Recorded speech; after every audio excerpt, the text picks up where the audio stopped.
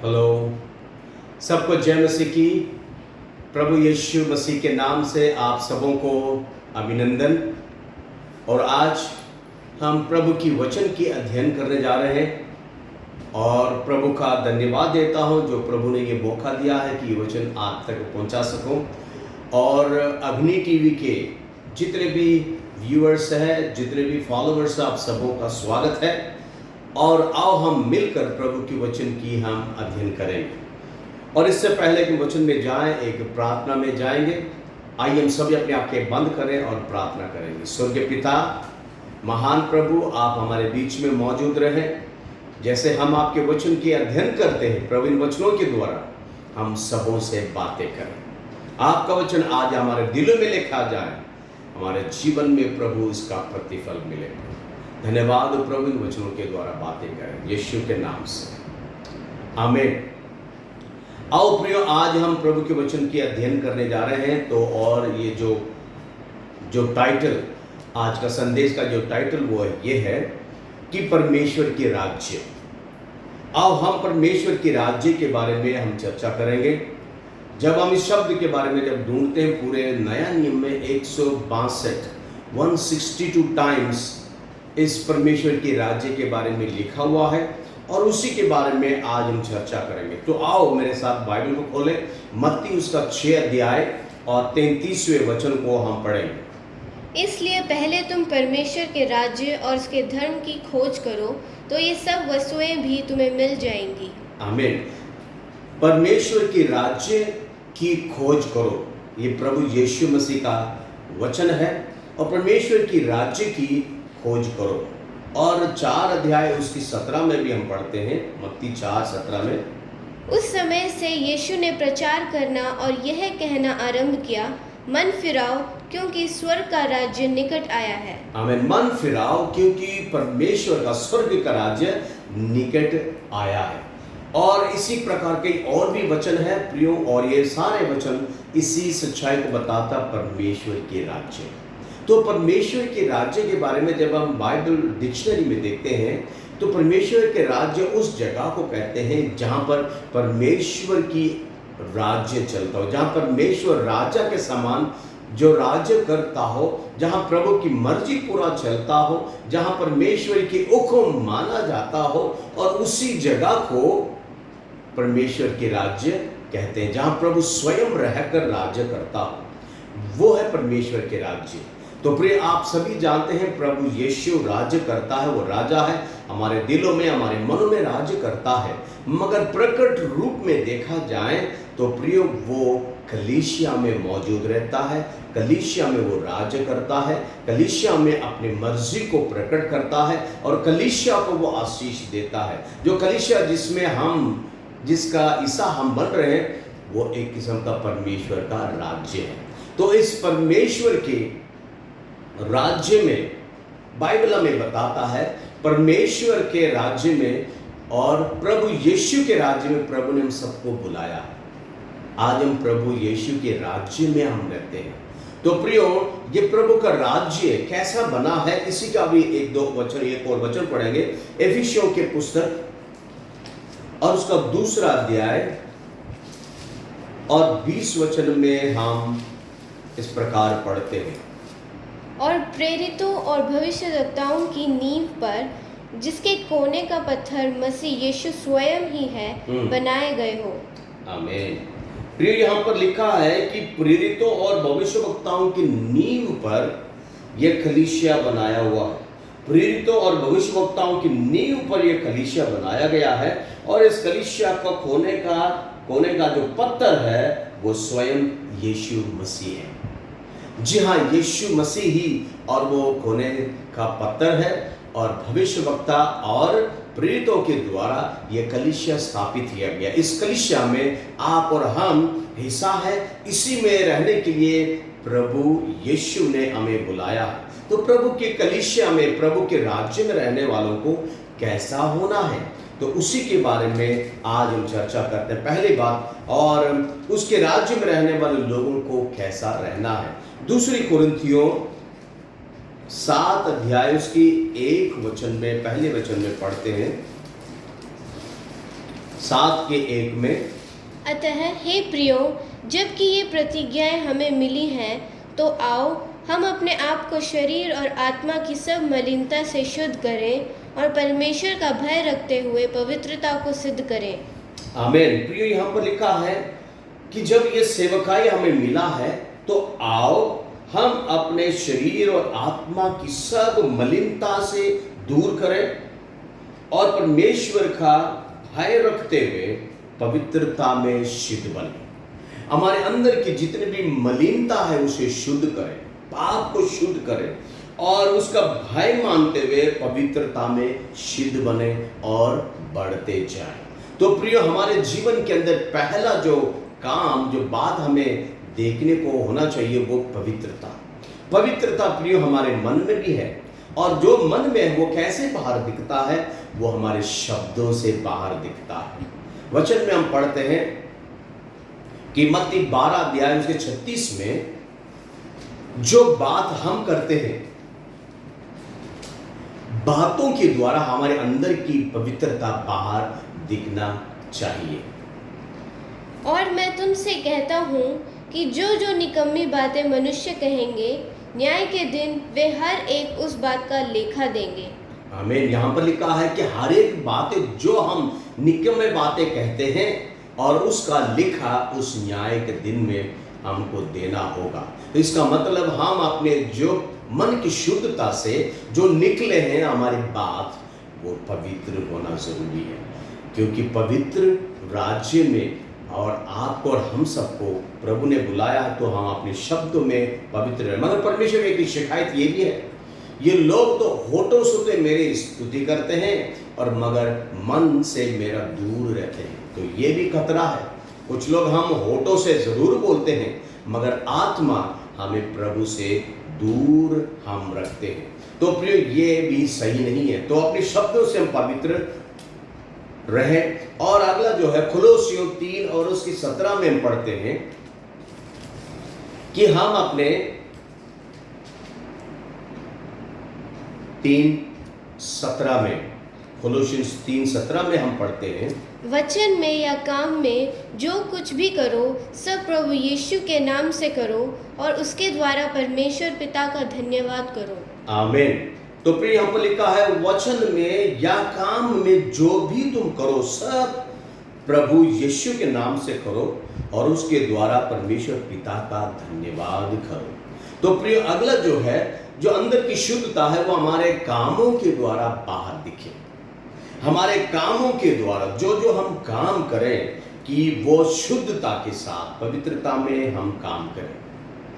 और जो मन के अंदर की शुद्धता है शब्दों से, हमारे कामों से, हमारे चाल चलन से भी प्रकट होता है।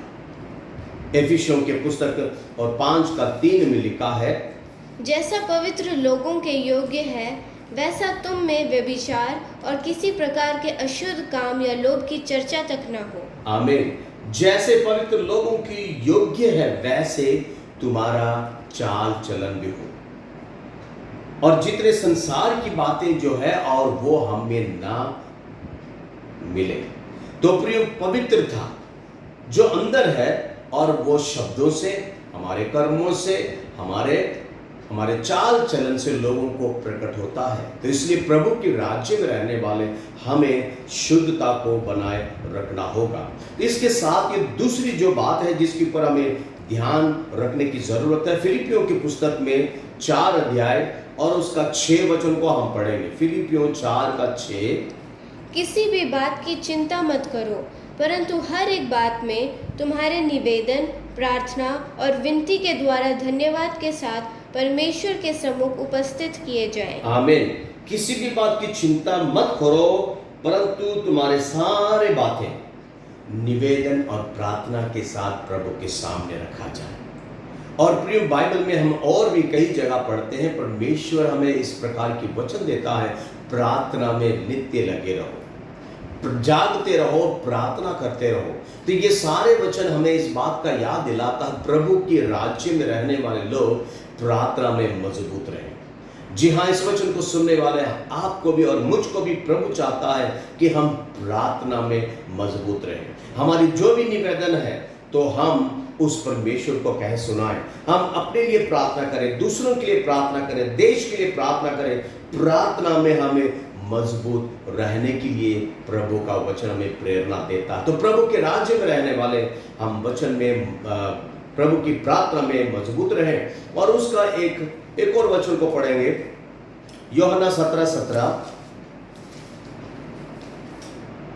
यूहन्ना उसका 17 वचन को हम पढ़ेंगे। सत्य के द्वारा उन्हें पवित्र कर, तेरा वचन सत्य है। हमें सत्य के द्वारा उन्हें पवित्र कर।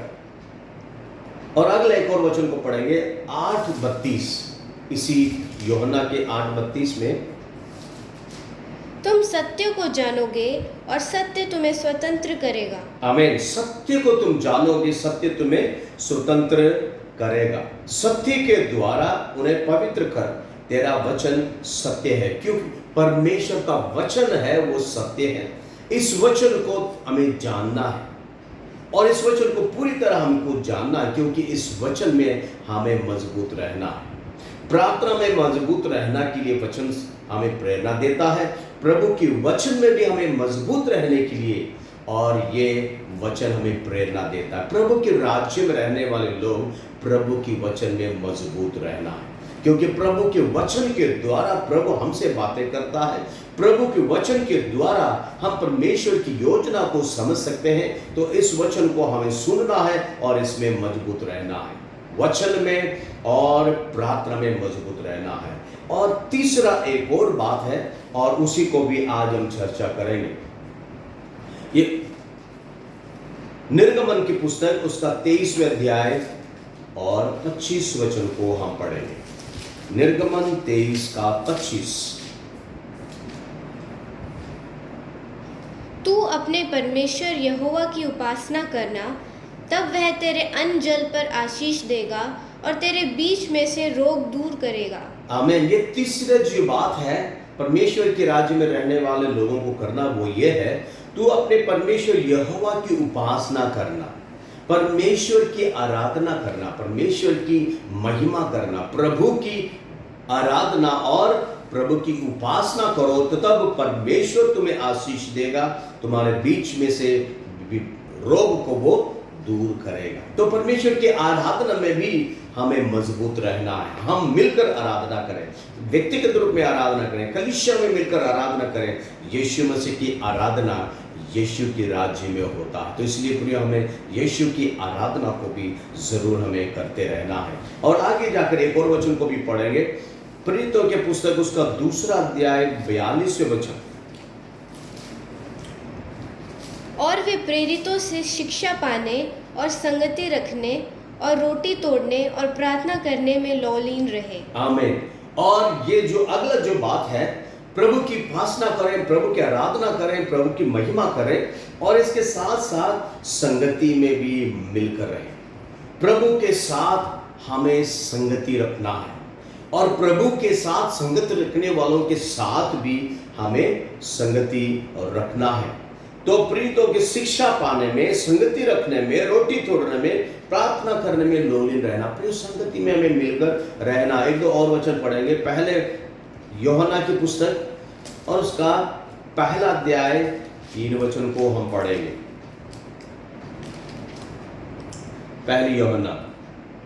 जो कुछ हमने देखा और सुना है उसका समाचार तुम्हें भी देते हैं, इसलिए कि तुम भी हमारे साथ सहभागी हो और हमारी यह सहभागिता पिता के साथ और उसके पुत्र यीशु मसीह के साथ है। आमीन। हमारी संगति और हमारी सहभागिता पिता परमेश्वर के साथ है और उसके पुत्र यीशु के साथ है। और इतना ही नहीं, उस यीशु के साथ संगति रखने वालों के साथ भी हमें संगति रखना है। 7 वचन में लिखा है, पर यदि जैसा वह ज्योति में है वैसे ही हम भी ज्योति में चले तो एक दूसरे से सहभागिता रखते हैं और उसके पुत्र यीशु का लहू हमें सब पापों से शुद्ध करता है। आमीन। हमारी जो संगति है पिता परमेश्वर के साथ है, प्रभु यीशु के साथ है और प्रभु यीशु के साथ संगति रखने वाले सभी लोगों के साथ भी हमें संगति में और सहभागिता में हमको रहना है। प्रभु के राज्य में रहने वाले आपको और मुझको इस संगति में बना रहना है, ये बहुत बहुत ही आवश्यक है। जी हाँ, प्रभु के राज्य वहीं पर प्रकट होता है जिसमें रहने वाले आपको और मुझको इन वचनों के द्वारा ये शिक्षा मिलता है कि हम पवित्र रहें और प्रार्थना में और वचन में मजबूत रहें और आराधना में, भाषणा में हम मजबूत रहें और संगति में मजबूत रहें और इसी में मजबूत रहो। प्रभु के राज्य में तुम बने रहोगे, यीशु के राज्य में तुम बने रहोगे और जिस राज्य में प्रभु की मर्जी होती है वो आपके जीवन में भी पूरा होगा। जिस राज्य में परमेश्वर का अधिकार चलता है वो वही अधिकार आपके जीवन में भी प्रकट होगा। प्रभु आशीष देगा, आपको सामर्थ देगा, आपको अपने राज्य की सारे खुशियों से भरकर और आपको आगे क्यों लेके चलेगा। तो इस वचन को अब सुनने वाले प्रियो, आप प्रभु की राज्य की वंश है, प्रभु के राज्य की वारिस हो, आप पवित्र रहो, प्रभु की राज्य में आगे बढ़ते रहो। आइए हम एक प्रार्थना के साथ इस संदेश को हम समाप्त करें। सभी अपने आंखें बंद करें। स्वर्गीय पिता, प्रभु इस वचन के द्वारा हमसे बातें करने के लिए धन्यवाद। आपके राज्य में रहने के लिए हम सबको बुलाया है। प्रभु हमें इतनी हिम्मत और शक्ति दे, हम पवित्रता में रह सकें और प्रभु राजा प्रार्थना में, आराधना में बनकर रह सकें, संगति में रह सकें और आपके राज्य में सदा सदा बना रह सकें। आपके अधिकार हम पर हो और आपकी योजना हम पर प्रकट हो जाए। इस वचन को सुनने वाले एक एक को आशीष दे, एक एक को प्रभु इस वचन के द्वारा शांति दे और तसल्ली दे। सारा सम्मान और महिमा आपको देते हैं, यीशु मसीह के नाम से प्रार्थना मांगते हैं। आमीन, आमीन। सबको जय मसीह की। प्रभु आप सबों को आशीष दे।